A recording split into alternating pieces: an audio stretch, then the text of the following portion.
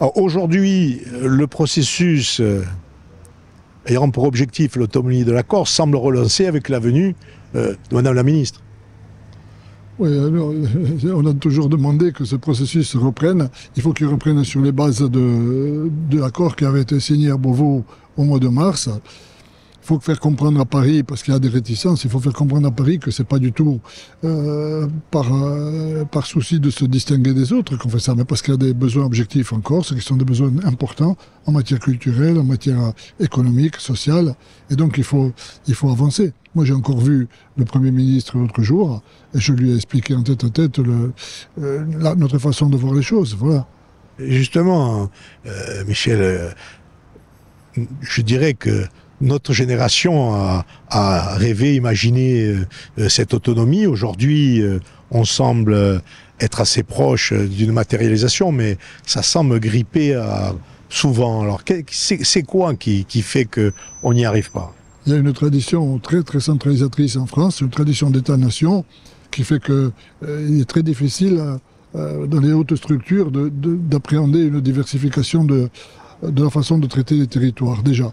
Et puis après, il y a aussi objectivement des questions financières, puisque derrière l'autonomie, il y a aussi pour nous, évidemment, le statut fiscal. Donc tout ça, ça se discute, il faut essayer d'avancer. Il y aura toujours des difficultés pour faire avancer les dossiers. C'est jamais simple. Alors la conjoncture ne va pas, je dirais, favoriser les choses sur l'aspect au moins économique, puisque le reste, on ne va pas en parler directement, même si ça pourrait coincer aussi de ce côté-là. Non, mais bien sûr, mais quand on demande de nous un statut fiscal, c'est pas non plus pour tirer de l'argent systématiquement, c'est pour jouer gagnant-gagnant. Parce que moi, je reste persuadé que si on améliore l'activité en Corse, il faut le faire, et l'emploi, d'abord, ça va améliorer la vie sociale chez nous, mais tout le monde y gagnera, y compris les finances de l'État.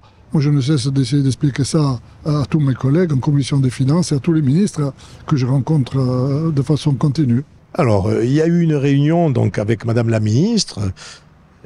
Cette réunion, objectif de base, c'est un tour de la Corse, des villes, des mairies, de la ville de Bastia, pour parler de l'autonomie de la Corse. Est-ce qu'il y a eu des choses qui sont sorties de votre réunion qui peuvent être importantes sur cet objectif? Alors, on est passé assez rapidement sur la dimension autonomie, puisque on sait qu'aujourd'hui, il y a des choses qui ont été, des documents qui ont été votés, des engagements qui ont été pris, aussi bien au niveau de l'État qu'au niveau de la collectivité de Corse, qui est quand même l'organe suprême en Corse pour parler de cette dimension-là. Et naturellement, que nous, on sait bien qu'on ne reviendra plus en deçà des engagements et des demandes qui sont faites. Donc, ce dossier autonomie, bien sûr qu'il reste à conclure, puisqu'on sait qu'il y aura une révision constitutionnelle et qu'on espère qu'elle se produira avant la fin de l'année 2025. Mais on a surtout concentré notre réunion, et cette réunion dans mon bureau, un honneur, je l'ai dit à la ministre, parce que c'est pas tous les jours que les ministres s'arrêtent à Bastia et qu'ils s'arrêtent à la mairie de Bastia. Donc, on a pu parler de tous les dossiers importants qui sont de sa compétence, mais qui sont aussi à traiter par rapport au fait qu'elle est ministre en charge du dossier Corse. On a parlé des problématiques amiantes, des problématiques de financement PTIC, des problématiques aussi renouvellement de la concession gaz et du problème de l'énergie à Bastia et en Corse en général. On est dans une intercommunalité sur un sujet qui est celui de l'insularité, mais qui est aussi celui de la montagne, puisque vous additionnez les deux et que par définition, vous additionnez les spécificités qui sont liées à cette particularité, cette singularité que le député Castellani a bien voulu rappeler. Je le remercie évidemment de ces mots d'accueil. Alors moi, je vais lui dire que la Corse, je la vois depuis Casaillon, donc je n'ai pas la même lecture que vous. Alors évidemment, je vois Ajaccio, mais il m'arrive de regarder au-dessus, je vous rassure. Il m'arrive aussi de regarder en dessous. Donc comme ça me permet de regarder d'un peu partout. Mais je comprends parfaitement ce que vous voulez dire. Et moi, je suis très attachée à ce que vous avez bien voulu expliquer l'un et l'autre, notamment sur cette notion qui est celle de l'approche économique, parce que je pense que pour nos concitoyens, quand il n'y a pas d'économie, c'est quand même extrêmement compliqué, parce que ça veut dire qu'il n'y a pas de boulot, très concrètement, et que c'est un des sujets. Et j'ai bien entendu ce que vous m'avez dit sur le sujet foncier. J'en ai parlé tout à l'heure avec monsieur le maire de Bastia, et je suis très consciente d'un sujet, c'est que d'un côté, on a besoin de foncier, mais d'un autre côté, je vous le dis tout de suite, quand le Premier ministre a parlé d'assouplissement du ZAN, ça n'est pas le grand soir du ZAN. L'idée, c'est de regarder comment on peut effectivement trouver des poches qui permettent de répondre à des besoins précis, notamment évidemment en matière économique. Ça peut être le cas quelquefois en matière de logement, mais on ne jette pas le ZAN à la poubelle. Je crois que c'est important qu'on se le dise. Donc ça nécessite effectivement de discuter et de regarder les besoins qui peuvent être évidemment les vôtres. J'ai bien entendu le respect des équilibres institutionnels. J'ai exactement la même lecture. Pour moi, il y a les maires, l'intercommunalité, la collectivité de Corse, l'État. Et chacun est dans son rôle. Et l'idée, c'est évidemment cette complémentarité qui permet de se retrouver pour apporter des réponses à des dossiers, mais bien dans cette logique-là. Et pour moi, le patron dans la commune, je le redis, c'est le maire. Alors là, c'est vraiment un élément auquel je suis particulièrement attachée. Je terminerai par 2 éléments que vous avez bien voulu mettre en avant. Sur le processus de Beauvau, j'ai répondu à la question que m'a posée le député Castellane il y a une semaine que j'étais en charge du dossier, en disant que nous sommes bien dans la continuité, je crois que le mot est important, des discussions qui ont été entamées. Aujourd'hui, c'est le Sénat qui travaille. Le Sénat va terminer dans les jours ou semaines qui viennent. Ensuite, dans un souci de parallélisme des formes, il y aura un travail de l'Assemblée nationale, puis le travail d'écriture d'un projet de loi, puis le passage au Conseil d'État, puis le Conseil des ministres, puis la discussion évidemment du texte de loi. Ça doit être à l'automne 2025 avec un objectif qui est un congrès qui serait avant décembre 25. Voilà pour le calendrier au moment où je vous en parle. Mais je tiens à vous dire que autant évidemment je souhaite suivre l'ensemble de ces étapes, autant je ne considère pas que ce soit mon seul dossier. En d'autres termes, avoir la responsabilité de travailler avec vous sur ce qu'on appelle, je ne sais pas ce que ça veut dire, le dossier Corse, qui n'est pas un dossier Corse, c'est sur l'ensemble des dossiers Corse, et c'est donc de travailler pour le quotidien des Corses. Et c'est, alors vous avez cité le PQC, nous avons un préfet de région qui va arriver lundi, aux côtés évidemment du préfet de Haute-Corse, que je salue et que je remercie pour son implication. L'idée, bien évidemment, une des premières, je l'ai vue hier pour tout vous dire, et la première chose que je vais demander, c'est évidemment de refaire un point sur le PTIC, mais c'est ensuite en lien avec, évidemment, pour la Haute-Corse, le préfet de Corse, en lien surtout avec chacune et chacun d'entre vous, de reprendre l'ensemble des dossiers et de regarder comment nous avançons sur les dossiers qui sont des dossiers à enjeu. On a parlé d'économie, on peut parler d'eau, on peut parler de déchets, enfin, il y a plein de sujets qui sont des sujets importants. J'ai pas oublié, moi je le sais à Grondé, j'ai pas oublié la continuité territoriale, j'ai pas oublié la DSC, enfin bon, je peux faire la liste, mais ce que je veux dire par là, c'est que si vous voulez, c'est pas juste le processus de Beauvau, c'est l'ensemble des dossiers, parce que je pense que pour les Corses, c'est important qu'il y ait aussi des réponses sur chacun des différents dossiers. Et quand je dis les Corses, je pense également aux entreprises de Corse. Je sais et j'ai lu bien évidemment combien il y a de l'inquiétude dans certains domaines. Je pense au BTP, je pense au tourisme. Ce ne sont probablement pas les seuls. Et c'est d'ailleurs pour cela que vous avez vu que dans le programme de ma visite, j'ai souhaité non seulement vous rencontrer, mais rencontrer également le milieu économique. Je vais également rencontrer, c'est aussi le milieu économique d'ailleurs, je vais rencontrer le milieu agricole, je vais rencontrer les partenaires sociaux, parce que je crois que c'est important de pouvoir... Alors c'est beaucoup dans un temps très court, mais rassurez-vous, vous me reverrez, enfin, je ne sais pas si ça vous rassure d'ailleurs, mais en tout cas, ce qui est important, je crois, c'est de se dire qu'il y a une nécessité de travailler avec l'ensemble des acteurs. Débutez votre visite sur le territoire bastiais, d'abord en mairie, puis sur le territoire de l'intercommunalité. Ça veut dire aussi, c'est un signal envoyé aux élus nationalistes, la famille nationaliste déjà? C'est un signal qui est envoyé à tous les élus de l'île. Vous savez, je suis une élue parmi les élus. Et ici, au moment où nous nous parlons, après avoir échangé avec monsieur le maire de Bastia sur les projets de Bastia, j'ai souhaité rencontrer les élus de la communauté d'agglomération. Je suis moi-même, j'étais jusqu'en janvier dernier la présidente d'une communauté urbaine. Je n'ai jamais été maire, j'ai toujours été présidente de communauté urbaine et je connais la force de l'intercommunalité. Et ce qui m'intéressait, c'était d'écouter l'ensemble des maires qui m'ont présenté leurs projets, leurs attentes, comme vous pouvez l'imaginer, mais aussi les réalisations qui sont les leurs. Vous avez vu, elles sont derrière nous, avec aujourd'hui des réponses très concrètes pour les Corses. Et je pense que c'est un signal important de voir que les élus, dans leur capacité à se mobiliser, dans le travail qui est mené, et j'insiste bien sur le maire, l'intercommunalité, la collectivité de Corse, l'État. On a différentes strates et quand l'ensemble de ces strates travaillent ensemble, on arrive à avoir des résultats très intéressants qui sont des résultats notamment en matière d'investissement. C'est évidemment des réponses pour les habitants et c'est aussi du travail pour les entreprises. Bon, Président, une journée importante. Madame la ministre est venue à la mairie de Bastia, à la communauté d'agglomération. Vous l'avez reçue, et passée aussi à la chambre de commerce.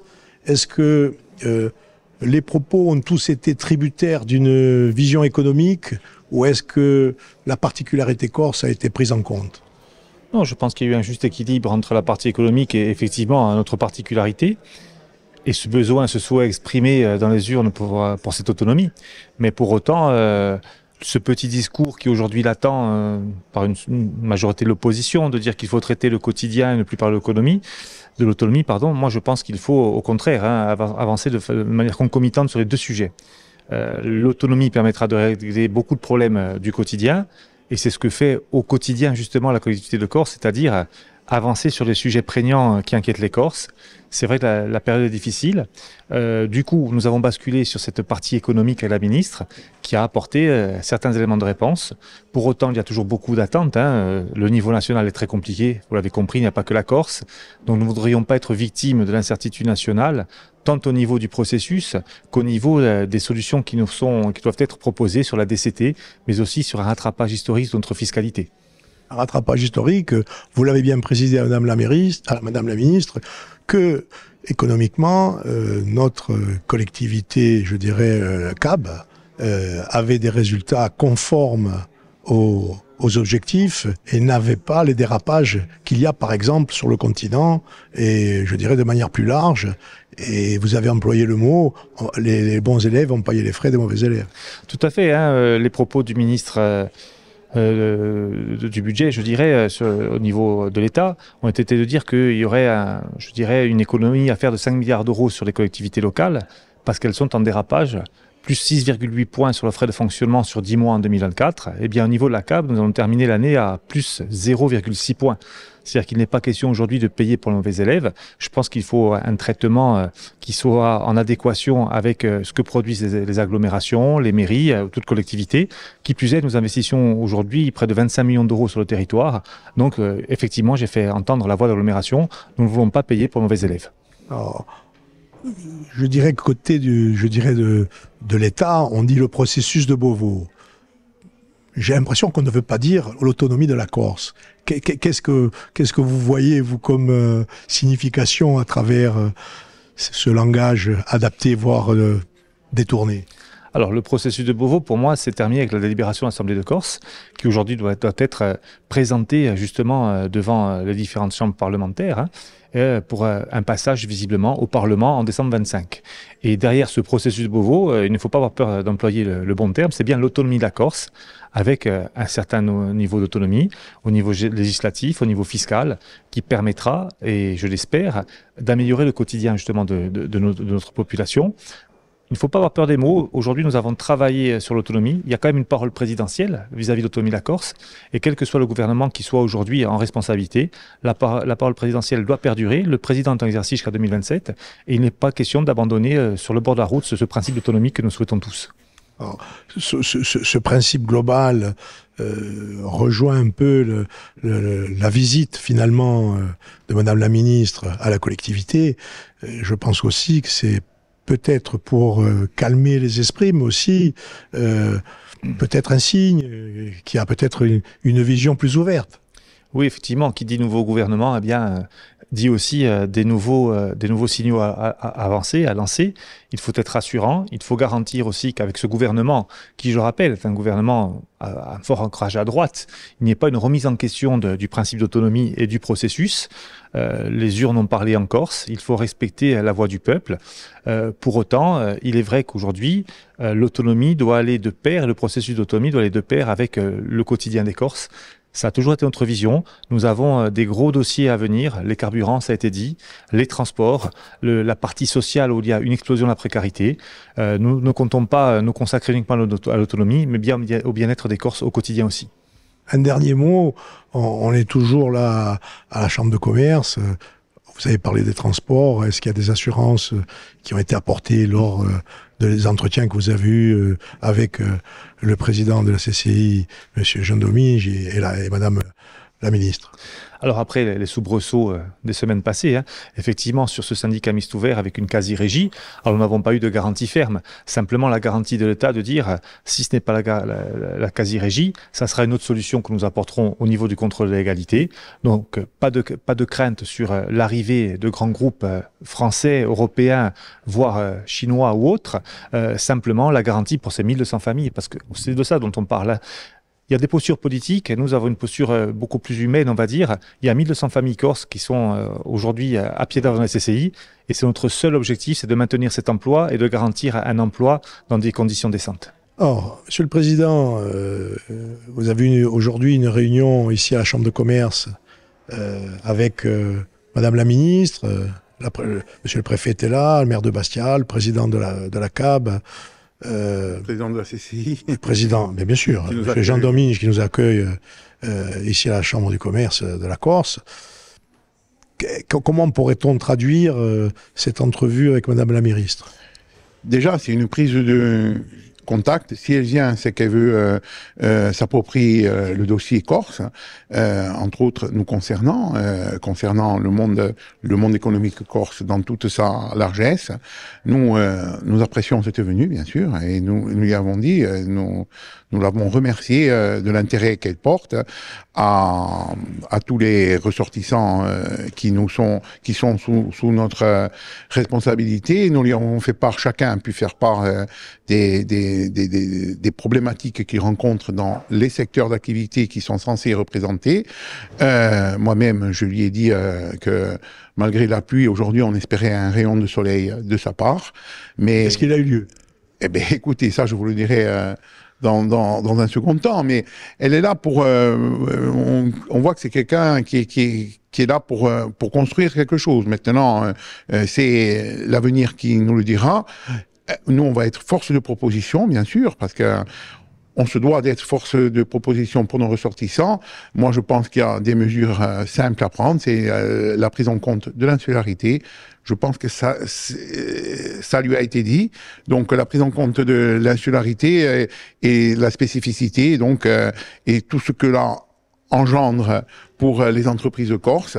À partir de là, bien sûr, nous avons parlé de l'avenir des CCI et des CMA de Corse. On espère que ce sera une rencontre qui sera porteuse d'espoir.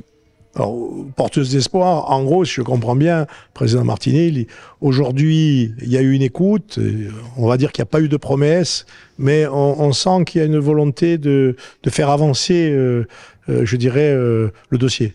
Sincèrement, oui, moi, c'est ce que je ressens. J'espère qu'elle en aura le temps et les moyens. On sait quand même que c'est un gouvernement qui peut basculer, mais bon, nous espérons. De toute façon, c'est une interlocutrice qui est au fait. Et pour nous, c'est très important déjà. Elle n'a pas à prendre tout le poids, toute la mesure des difficultés. Elle les connaît. Elle les connaît puisqu'elle a répété plusieurs fois, ouais. Elle est du terrain.